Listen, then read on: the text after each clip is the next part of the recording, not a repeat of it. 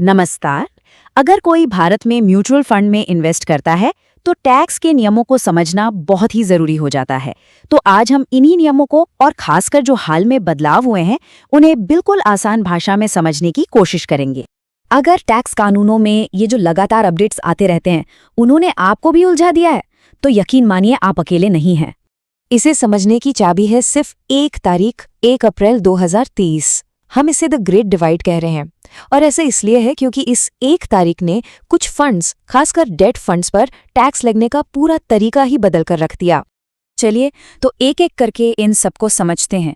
हम equity funds से शुरू करेंगे, फिर देखेंगे कि डेट फंड्स में क्या बड़े बदलाव हुए हैं और आखिर में बाकी फंड्स के बारे में भी जानेंगे। तो सबसे पहले बात करते हैं इक्विटी फंड्स की। ये वो फंड्स हैं जो कम से कम 65% पैसा घरेलू स्टॉक्स में लगाते हैं। इनके टैक्स नियम अब एक तरह से कह सकते हैं कि एक सीधा साधा स्टैंडर्ड बन गए हैं। तो सबसे पहली चीज जो जाननी है वो है होल्डिंग पीरियड, मतलब कि निवेश को कितने समय तक रखा गया। यही वो चीज है जो तय करती है कि जो भी मुनाफा हुआ है वो शॉर्ट टर्म है या लॉन्ग टर्म। अगर अपनी यूनिट्स 1 साल के अंदर अंदर बेच दी जाती हैं तो उस मुनाफे को शॉर्ट टर्म कैपिटल गेन्स माना जाएगा और उस पर सीधा 20% का टैक्स लगेगा। लेकिन मजेदार बात यह है कि अगर निवेश को 1 साल से ज्यादा रखा जाता है तो एक फाइनेंशियल ईयर में सभी इक्विटी निवेशों से होने वाले कुल लॉन्ग टर्म प्रॉफिट का पहला 1.25 लाख रुपया पूरी तरह से टैक्स फ्री होता है। और उस 1,25,000 की लिमिट के ऊपर जितना भी लॉन्ग टर्म प्रॉफिट होता है उस पर 12.5% की दर से टैक्स लगता है। चलिए अब बात करते हैं डेट फंड्स की।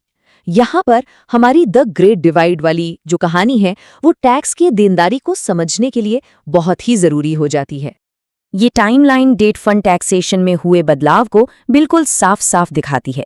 मतलब सब कुछ इस बात पर टिका है कि निवेश 1 अप्रैल 2023 से पहले किया गया था या उसके बाद। तो 1 अप्रैल 2030 के बाद अगर किसी डेट फंड में निवेश किया है तो नियम बिल्कुल सीधे हैं।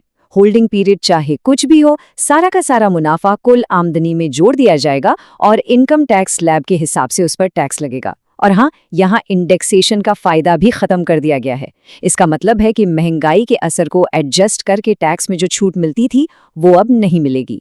लेकिन अगर निवेश अप्रैल 2023 से पहले का है तो उस पर पुराने नियम लागू होंगे। यानी अगर 2 साल से ज्यादा निवेश को होल्ड किया जाता है तो मुनाफे पर बिना इंडेक्सेशन के 12.5% की दर से टैक्स लगेगा।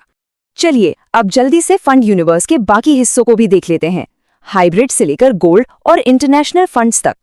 तो यहाँ सबसे जरूरी बात यह है कि किसी भी फंड पर टैक्स इस बात से तय होता है कि उसमें पैसा लगा कहाँ है। अगर फंड में 65% से ज्यादा इक्विटी है तो उस पर इक्विटी वाले नियम लगेंगे और अगर इक्विटी कम है तो नियम डेट फंड्स जैसे हो जाते हैं, जैसा कि इस टेबल में साफ साफ दिख रहा है। कैपिटल गेन्स के अलावा भी फंड से रिटर्न मिलता है डिविडेंड के जरिए। वैसे अब इसे इनकम डिस्ट्रीब्यूशन कम कैपिटल विड्रॉल या IDCW कहा जाता है। कैपिटल गेन्स से बिल्कुल अलग, डिविडेंड से होने वाली आमदनी सीधे आपकी टोटल इनकम में जुड़ जाती है और टैक्स स्लैब के हिसाब से ही उस पर टैक्स लगता है। और एक बात ध्यान रखने वाली है, अगर एक फाइनेंशियल ईयर में किसी एक ही फंड हाउस से मिला डिविडेंड 10,000 रुपए से ज्यादा है तो उस पर 10% TDS भी काटा जाएगा। तो अब जब हम नियम समझ गए हैं तो चलिए उन लीगल तरीकों की बात करते हैं जिनका इस्तेमाल निवेशक अपनी टैक्स देनदारी को कम करने के लिए करते हैं। इसे ही टैक्स हार्वेस्टिंग कहते हैं। टैक्स गेन हार्वेस्टिंग एक बहुत ही स्मार्ट तरीका है। इसमें होता क्या है कि हर साल 12.5 लाख रुपए तक के लॉन्ग टर्म कैपिटल गेन को बुक करने के लिए अपनी इक्विटी यूनिट्स बेची जाती हैं और फिर तुरंत उसी पैसे को वापस उसी फंड में लगा दिया जाता है। इसका फायदा ये है कि खरीद की लागत बढ़ जाती है, जिससे भविष्य में जब असल में पैसा निकाला जाएगा तो टैक्स कम लगेगा। और इसका ठीक उल्टा है टैक्स लॉस हार्वेस्टिंग। इसमें अपने मुनाफे पर टैक्स कम करने के लिए जो घाटे वाले निवेश हैं उन्हें बेचकर उस लॉस को मुनाफे के सामने एडजस्ट कर लिया जाता है। लेकिन हाँ, नुकसान को मुनाफे से एडजस्ट करने के कुछ खास नियम हैं। जैसे शॉर्ट टर्म लॉस को शॉर्ट टर्म और लॉन्ग टर्म दोनों तरह के गेन के खिलाफ सेट ऑफ कर सकते हैं, पर लॉन्ग टर्म लॉस को सिर्फ लॉन्ग टर्म गेन के खिलाफ ही सेट ऑफ किया जा सकता है। तो इतनी सारी डिटेल के बाद किसी भी निवेशक के लिए वो कौन सी सबसे जरूरी बातें हैं जो हमेशा याद रखनी चाहिए? तो ये 4 बातें हमेशा याद रखें। पहली, 1 अप्रैल 2023 की वो ग्रेट डिवाइड वाली तारीख। दूसरी, इक्विटी पर 1.25 लाख से ज्यादा के मुनाफे पर 12.5% का लॉन्ग टर्म टैक्स। तीसरी, नए डेट फंड्स की सच्चाई कि टैक्स हमेशा स्लैब रेट पर लगेगा। और चौथी, स्मार्ट टैक्स हार्वेस्टिंग की ताकत।